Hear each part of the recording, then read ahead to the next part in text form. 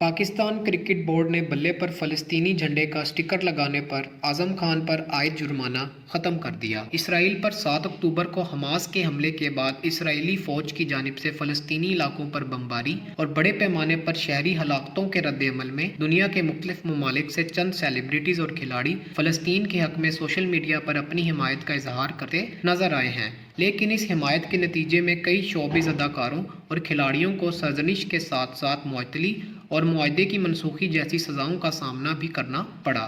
इस फहरिस्त में हालिया इजाफा पाकिस्तानी क्रिकेटर आज़म खान हैं, जिन्हें पाकिस्तान में एक होने वाली क्रिकेट की एक कौमी लीग के दौरान बल्ले पर फ़लस्तीनी झंडे का स्टिकर अवेज़ा करने पर पाकिस्तान क्रिकेट बोर्ड की जानिब से जुर्माने का सामना करना पड़ा। ताहम बाद में पीसीबी ने अपना फैसला वापस ले लिया। पीर 27 नवंबर को ये खबर सामने आई। पाकिस्तान क्रिकेट बोर्ड की जानिब से आज़म खान पर T20 टूर्नामेंट के दौरान अपने बल्ले पर फ़लस्तीन के झंडे का स्टिकर लगाने पर मैच फीस का 50% जुर्माना आयद किया गया और ये जुर्माना इंटरनेशनल क्रिकेट कौंसिल के कवायद के मुताबिक था। मगर पीसीबी की जानिब से सामने आने वाले एक बयान में कहा गया कि पीसीबी ने बल्लेबाज आज़म खान पर जुर्माने का फैसला वापस ले लिया है। पीसीबी के मुताबिक नौजवान खिलाड़ी से मुतल्लिक जुर्माने का ये फैसला इंतहाई सख्त था, इसलिए इसे वापस लिया गया। पीसीबी के मुताबिक नौजवान खिलाड़ी को कहा गया वो सिर्फ और सिर्फ अपनी परफॉर्मेंस और खेल की जानिब तवज्जो दें। कौमी T20 टूर्नामेंट में बल्लेबाज आज़म खान को अपने बैट पर फ़लस्तीन का झंडा